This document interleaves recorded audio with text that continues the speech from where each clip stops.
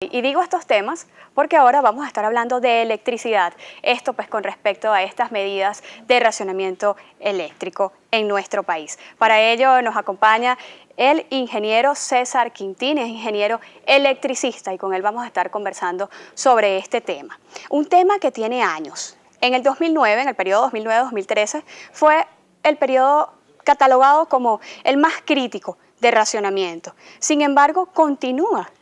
¿Qué es lo que sucede realmente? ¿Cuál es la diferencia entre el periodo 2009-2013 y este actual? Bueno, hay dos diferencias. Una, el hecho de que la intensidad del fenómeno de sequía es mayor en esta época. Y dos, que con el crecimiento que ha tenido el país ha aumentado también la demanda. Entonces, en consecuencia, la diferencia entre la oferta disponible de generación y la demanda de la población que ha crecido y consume más es mayor y en consecuencia agrava el problema. Y aparte del hecho que también, aunque se estimaba que iba a ocurrir esto, no se tomaron a tiempo las medidas preventivas, porque si tú, digamos, tienes que poner un racionamiento de 4 horas durante 6 meses, si haces el racionamiento en 12 meses, entonces el periodo de supresión del servicio baja a la mitad porque tú estás prolongando el tiempo en que estás ahorrando la cantidad de agua. La causa inmediata en ese periodo fue la sequía y todavía sigue siendo la sequía. Todavía sigue siendo Pero la en sequía. aquel momento se llenaron los embalses a sus niveles normales. Sin embargo, continuaban los cortes eléctricos en algunas zonas del país. ¿Por qué? Bueno, fíjate que hay un detalle. Los embalses no siempre se llenan al máximo porque depende de la cantidad de lluvia que caiga. Ha habido ecuaciones, por ejemplo, en 2003, que también hubo un conato de suspensión del servicio. Después de mayo cayeron una cantidad de aguaceros que el embalse se llenó rápidamente. Pero si tú ves año a año las curvas de comportamiento del embalse, varían según cambian las precipitaciones en el área de la cuenca del Carolina. El politólogo José Luis Salamanca mencionaba que esto tiene que ver con las personas que están en representación de Corpoelec, el Ministerio también de Energía y Petróleo. ¿Cree usted que esto tenga que ver? Bueno, definitivamente, mira, si tú agarras a un médico recién graduado y lo pones a hacer una operación quirúrgica, no va a ser tan efectivo como lo será después de 10, 15 años de graduado. Pero si tú pones un farmacéutico o pones un abogado a hacer lo mismo, indudablemente que no lo va a hacer bien. También todos los sectores de la actividad humana requieren familiarización con los hechos, no solamente los estudios conceptuales que tú quieres en la universidad, sino que tienes que familiarizarte con lo que está pasando, dónde están las cosas y cómo son. Y también quién es la gente que las maneja. Y si tú estás entrando apenas a una parte donde no has trabajado antes, indudablemente que tienes mucho que aprender. Y es notable el hecho que en 5 años que tiene esta organización de Corpoelec, han pasado 5 titulares distintos, ninguno de los cuales, excepto uno, tenía la formación de ingeniería eléctrica. Los demás ni siquiera tenían formación de ingeniero, muchos de ellos. Entonces, indudablemente que cuando medio han aprendido se van. Entonces, indudablemente que ese aprendizaje se pierde y hay que comenzar de cero otra vez. Eso ha afectado el asunto.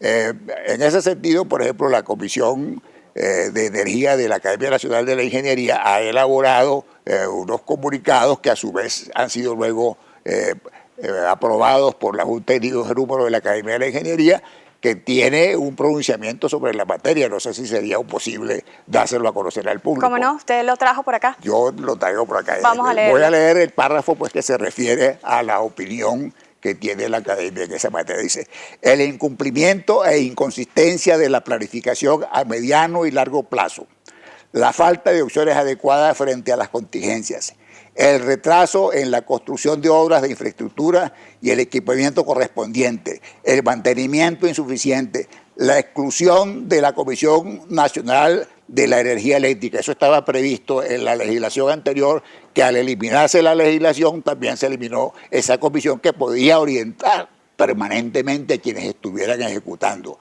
Y el otro detalle, el injustificado uso horario implantado en el país, lo que impide un mayor aprovechamiento de la luz solar. En ese sentido, en el año 2010, la Academia de la Ingeniería envió una comunicación al Ministerio de Electricidad señalando esa posible solución, y se nos contestó que mandáramos la base conceptual por la cual nos pronunciamos. La base conceptual la tenían ellos porque tienen la información de cómo y cuándo se consumía la energía antes del cambio del uso horario y después.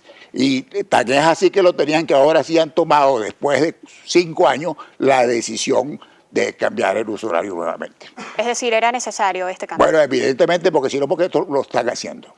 Entonces, eso es algo pues que afecta en una cantidad significativa, no soluciona el problema, pero lo hace más llevadero. ¿Cuál es su opinión con respecto a estos cortes programados? ¿Se va a solucionar algo? ¿Se puede solucionar? Bueno, definitivamente tú estás distribuyendo un producto que es escaso entre una población que demanda más. Entonces procuras distribuir el efecto entre la mayoría de los afectados. Entiendo que se iba a incluir a la zona metropolitana de Caracas y a última hora se cambió de parecer y no se va a afectar la zona metropolitana, que de hecho sí tiene una serie de equipos de generación disponibles para atender la demanda, pero no todos están en condición de generar electricidad y en consecuencia hay que depender de la importación de otra parte. ¿Cuánto tiempo nos queda realmente? Depende, habría que inspeccionar cada una de las instalaciones para llevar a cabo las reparaciones necesarias. Lamentablemente, por alguna razón se ha complicado el hecho de que están previstas una serie de visitas a las principales plantas por parte de la Comisión Mixta de la Asamblea Nacional y el Ejecutivo continuamente encuentra maneras de evitar que la población conozca qué es lo que está pasando en las plantas principales. Hay una planta, por ejemplo, que es muy importante, que es la planta de Tocoma, que tiene ya como 10 años en construcción, que está demorada, debió haber entrado por primera vez en la programación original como en el 2005 y todavía a esta fecha no ha entrado. Entonces, esos son más de 2.000 megavatios que pudieran estar en servicio, que no están en servicio. Se habla de un derroche de energía por parte de los ciudadanos, pero ¿quién realmente controla esas, voy a decir esta palabra, esas marañas de cables que existen en las zonas populares que se roban la luz ilegal? ¿Cómo afecta esto también? Bueno, efectivamente es como todo el consumo. Ya en ese caso no es una solución técnica, es una solución simplemente de administración.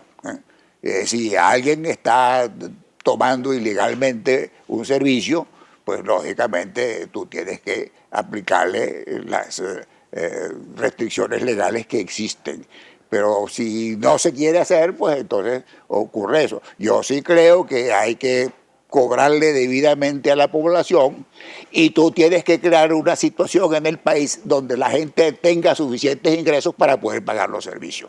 Y una de las razones pues, por las cuales muchos de los servicios no funcionan debidamente es porque no hay suficientes recursos disponibles para atender el crecimiento del país. ¿Por qué no se aplica otro tipo de energía? Bueno, mira, la electricidad hasta este momento es la forma más práctica de llevar. La energía es una sola, que es un concepto que la gente no tiene bien claro. Yo con gas puedo calentar y puedo iluminar.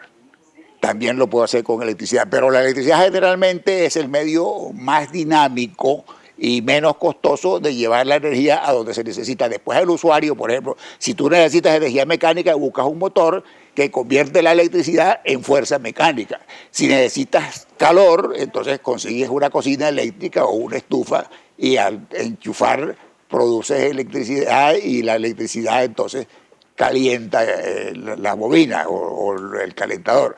De modo que con la electricidad se facilita el transporte de la energía de cualquier forma que esté en la naturaleza, la energía primaria, que puede ser el viento, hidráulica, el calor del sol, el calor de la combustión del carbón o de la leña o del gas. Y todo eso se convierte en electricidad independientemente de cuál es el origen de la energía primaria y tú después esa electricidad la conviertes en el tipo de energía que tú necesitas para planchar, por ejemplo, energía térmica.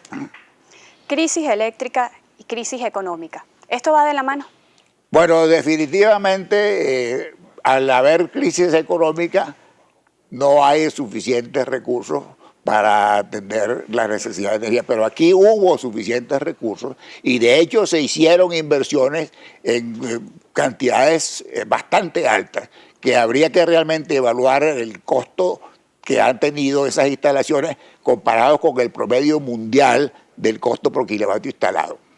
¿Es posible superar esta crisis eléctrica, ingeniero? Desde luego, los recursos existen tecnológicamente, lo que hay es que asegurarse que se te disponga de los recursos financieros para poder financiar, pero sobre todo hay que tener la capacidad de sacarle el óptimo rendimiento a lo que se tiene.